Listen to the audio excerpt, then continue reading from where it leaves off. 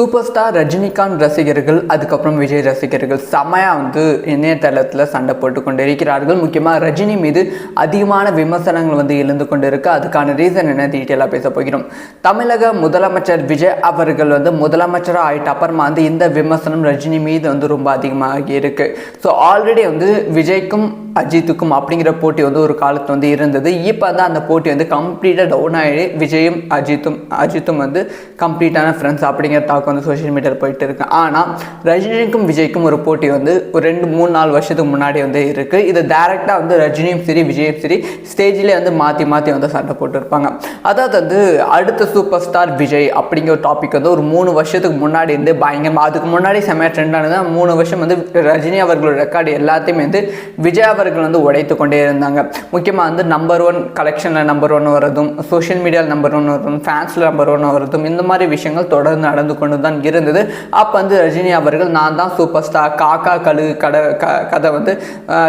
Audio லான்ச்சில் சொன்னது செமையாக trend ஆனது. அதுக்கு பதிலடி கொடுக்குற விதமாக விஜய் அவர்கள் லியோ திரைப்படத்தோட ஆடியோ லான்ச்சில் காக்கா கழுகு கதை சொல்லியிருந்தாங்க.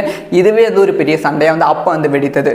அதுக்கப்புறமா விஜய் அவர்கள் அரசியல் விஜய் அவர்களுக்கு வரும் கூட்டத்தை பார்த்து ரஜினியும் விஜய் மீண்டுமே ஒரு பயங்கரமான சண்டை ரசிகர்கள் மத்தியில் போட்டாங்க. ஸோ ரஜினி அரசியல் விஜய் வந்துட்டாங்க, விஜய்க்கு இருக்க தைரியம் ரஜினி கிடையாது அப்படி இப்படின்னு பயங்கரமான விமர்சனம் இருந்தது. இந்த விமர்சனம் சோஷியல் மீடியாவில் போயிட்டு இருக்க சமயத்தில் ஆதவ் அர்ஜுனா அவர்கள் மீண்டுமே இந்த விமர்சனத்தை இன்னுமே அதிகப்படுத்தி இருக்காங்க. அதாவது ஒரு பிரச்சாரத்தில் எலெக்ஷனுக்கு முன்னாடி பிரச்சாரத்தில் இந்த மாதிரி ரஜினிகாந்த் அரசியல் வர ஆரம்பிச்சாங்க. ஆனால் பிஜேபி ஒரு பெரிய அழுத்தம் கொடுத்ததால் அந்த ப்ரெஷரை தாங்க முடியாமல் ரஜினி விலகிட்டாங்க அப்படிங்கிற விஷயத்த சொன்னாங்க. அதுக்கப்புறமா ரஜினி ரசிகர்கள் ஆதவ் அர்ஜுன் மீதும் விஜய் மீதும் அதிகமான விமர்சனங்களை வைத்தாங்க. இவன் ரஜினி அவர்களும் அது சம்பந்தமாக ஒரு அறிக்கை ரிலீஸ் பண்ணாங்க. அந்த அறிக்கைக்கு கீழே காலம் பதில் சொல்லும் அப்படிங்கிற விஷயத்த வெளியிட்டாங்க. அதுக்கப்புறமா விஜய் அவர்கள் சிஎம் ஆகிட்டு அப்புறம் தான் இன்னுமே ரஜினி மீது விமர்சனம் ரொம்ப அதிகரித்தது. ரஜினிக்கு அதிகமான பொறாமை இருக்கு விஜயை பற்றி. அதனால தான் தொடர்ந்து விஜய் ஓரம் கட்டிகிட்டே இருக்காங்க. கரூர் இஷ்யூ அப்போ அந்த இஷ்யூ நடந்தால் வித்தின் 1 or 2 hours கரூர் இஷ்யூக்கு ரஜினி விஜய் எதிர்த்து எகேன்ஸ்டாக பேசினாங்க.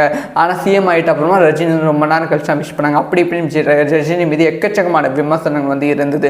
முக்கியமாக விஜய் அவர்கள் ஒவ்வொரு தலைவரோட வீட்டுக்கும் போனாங்க. ஸ்டாலின் அவர்களோட வீட்டுக்கும் போனாங்க, முன்னாள் முதலமைச்சர் ஸ்டாலின், சீமான் அவர்கள், அதுக்கப்புறமா சிவி சண்முகம், இவங்க வீட்டுக்கு அன்புமணி, இவங்களோட வீட்டு எல்லாத்துக்குமே போனாங்க. ரஜினி வீட்டுக்கும் போவாங்க அப்படின்னு சொல்லி பயங்கரமான விமர்சனங்கள் இருந்தது. இந்த சமயத்தில் இன்னைக்கு ஏர்போர்ட்டில் ஷூட்டிங்க்கு போயிருந்தாங்க ரஜினிகாந்த் அவர்கள். அப்போ ப்ரெஸ் கேட்டிருக்காங்க விஜய் அவர்கள் அரசியல் வந்ததை பற்றி, அது முதலமைச்சர் ஆனதை பற்றி நீங்கள் என்ன நினைக்கிறீங்க அப்படின்னு கேட்டிருக்காங்க. பொதுவாக ரஜினிகாந்த் கிட்டே இந்த மாதிரி ஏர்போர்ட்டில் நிறைய கொஸ்டின் கேட்பாங்க. அது நிறைய இடத்துல ட்ரோல் மெட்டீரியல் ஆயிருக்கு. அதே மாதிரி தான் இப்போ கேட்டிருக்காங்க.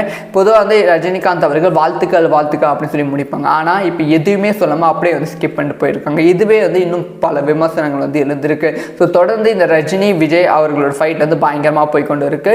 இது இப்போ முடிவுக்கு வர சுச்சுவேஷன் இருக்கு. ஸோ இந்த ஒரு விஷயத்தை பற்றி உங்களோட ஒப்பீனியன், ரஜினி அவர்கள் செய்வது கரெக்டா இல்லை விஜய் அவர்கள் செய்வது கரெக்டா, உங்களோட ஒப்பீனியனை கமெண்ட்ல லீவ் பண்ணுங்க. இந்த மாதிரி எல்லா விஷயம் தெரிஞ்சுக்கணும், சப்ஸ்கிரைப் பண்ணி சப்போர்ட் பண்ணுங்க.